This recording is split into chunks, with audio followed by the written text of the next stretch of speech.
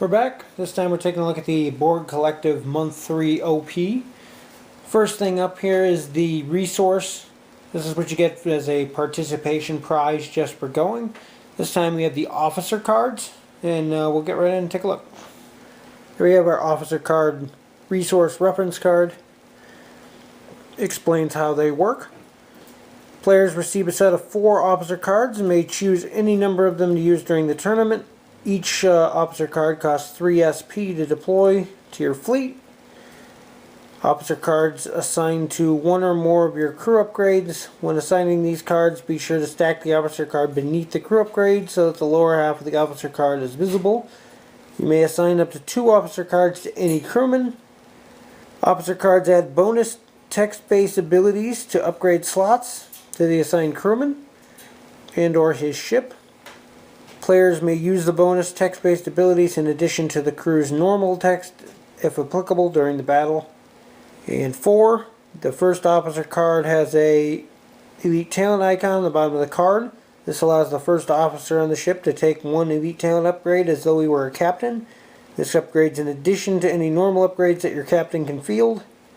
And 5, if a crew upgrade that has 1 or more officer cards assigned to it is ever disabled, its assigned officer cards are also considered disabled. If a crew upgrade has 1 or more officer cards assigned to it is ever discarded, the officer cards are also considered discarded as well.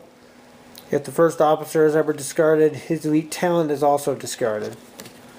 And on the back it just explains how resources work, that you're limited to 1 per fleet, and various restrictions on those.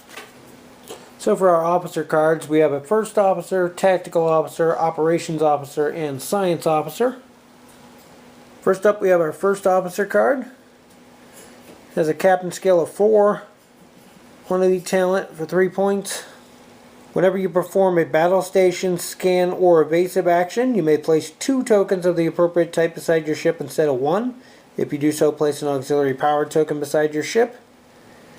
If your captain is ever reduced to skill below 4, you may use the skill number on this card instead of your captain's skill. Helps if they get disabled or discarded for various reasons.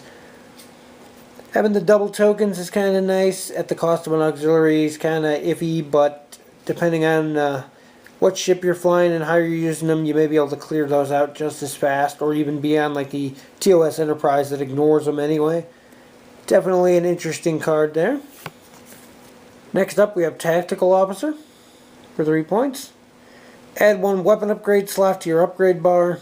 During the roll attack dice step of the combat phase, you can spend a battle station token to roll +1 attack dice. During the roll defense step of the combat phase, you may spend 1 battle station token to roll +1 defense dice. Interesting combo. It works well with the first officer, where you can get that double battle station tokens, and then you can use 1 for attack and defense, or you could use it to get the extra die and use the second one to get the battle station effect to turn battle stations into hits. Definitely an interesting option there. Next we have Operations Officer, 3 points. Add a crew upgrade to your upgrade bar.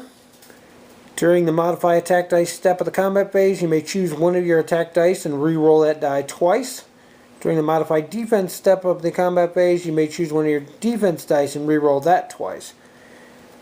Only affects 1 die, but definitely interesting. Adding extra crew to Federation ships is always a nice thing. Pretty much any ship, but Federation always gain the bonuses from having those massive amounts of crew. Definitely interesting options all around on that one. And last we have Science Officer, 3 points. Add 1 tech slot to your upgrade bar. Each time you attack, if there's a scan token beside your ship, the defending ship rolls -2 defense dice instead of 1. During the modified defense dice step of the combat phase, you can spend your scan token to add an evasive to your roll. Nice one all around there. Adding tech upgrades makes lots of different options open up for mine layers and other tech-based ships. There's a lot of really cool ships out there that don't have a tech slot, and that can definitely be useful for those. Overall, the officer cards are pretty cool. They do have some interesting abilities, and the fact that you can take all 4 of them if you wanted to is definitely nice. With some of the more powerful resources rotating out of organized play, these definitely become a viable option. The scenario for this one was quite a bit different than the previous ones we've had. In this case, both players actually make an allied fleet and are attempting to take out this Borg Cube. I'm not sure if this one's the exact size as actually the one from a previous month's event, because mine got messed up in shipping and they sent me the wrong one. I'm still waiting for it to get here. But anyway, it may be slightly different size. I know the stat line's different, that it's on the back side of it, but for this scenario you're going to be using this side anyway, so it really doesn't matter unless the size is different. Anyway, this starts in the center of the playing area, and your players will start on other opposite ends as normal.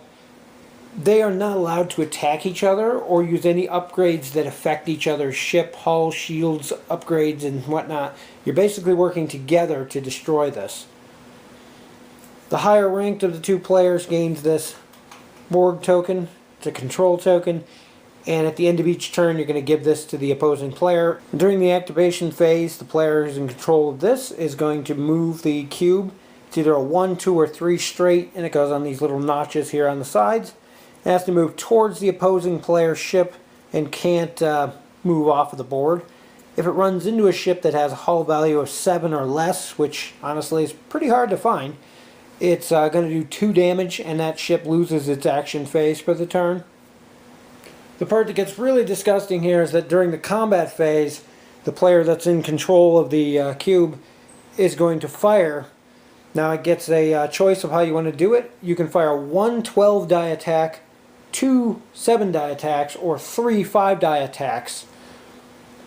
And you get to pick the targets and everything as normal, whoever's in control of it. The cube also gets to reroll all battle station and blank results once. So it really makes it a hard-hitting beast of a cube. The cube has a 360-degree arc. I'm assuming it's limited to the range 2 that all the other Borg have now due to the errata. It's not actually specified in the rules, but the errata states anything with a 360-degree arc is limited to range 2. So anyway, the drawback here is that if the only thing within range of the Borg Cube is one of the friendly ships, it still has to fire at least one of those ships. So if your whole fleet is in range and they're not, you get to choose between the 1, 2, and 3 and whatnot, just as normal, but it has to fire every round if possible. Now whenever players deal damage to the Borg Cube here, it's done a little bit differently than normal. Each time you take damage, you're going to put a damage card here. When it takes 5 damage, the Borg Cube gains a +2 defense die as it assimilates to the attacks. And you start a next pile. When it takes 5 more damage, again it gets another +2. And this keeps going until there's 25 cards or 5 rows. So it's actually rolling 10 defense dice by the end, which is just wrong. At the end, if you do manage to do the 25 damage to the cube, it's destroyed. You figure out which direction that it's closest to the table edge. In this case, we're just going to use down here because it works best for the camera. But you're going to put this marker here, and then you're going to put our Borg Sphere token. The cube is removed. And then the Sphere token, every turn after that, is going to move a 4 forward towards the edge, in which case it would go right off the camera here, but it's going to keep doing that every turn until it either escapes the table or it gets destroyed. From this point on, it doesn't matter who's in control of the control token, it's counted as an enemy to everyone. At every combat phase, it's going to make an attack with 5 dice against every ship within range 1 to 3. And it also gets that reroll of battle stations and blanks. Damage is recorded for the Sphere in the same way that it was for the cube. You're going to stack the cards in rows of 5. It gets +2 defense dice for each row. It also starts with 2 defense dice so that whoever's shooting at it, the other player is going to roll those defense dice each time. And you get the extra 2 for each row, but this time it only takes 15 damage to blow up the Sphere before it leaves the table. The game in this case ends when both players' fleets are wiped out, if that happens, or when the Sphere token is either destroyed or leaves the table, at which point you're going to add up your points.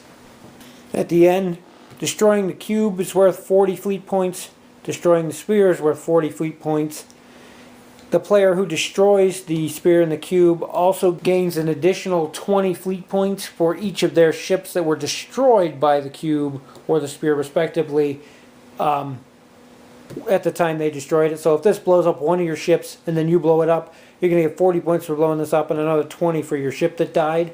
Same goes for the Sphere. If the Sphere escapes the table, both players will lose 30 fleet points to a minimum of 0. And then if a player is the same player who destroys both the Cube and the Sphere, they're going to get an extra battle point on top of that, which, if you're not familiar with the way OP rules work, is a huge thing.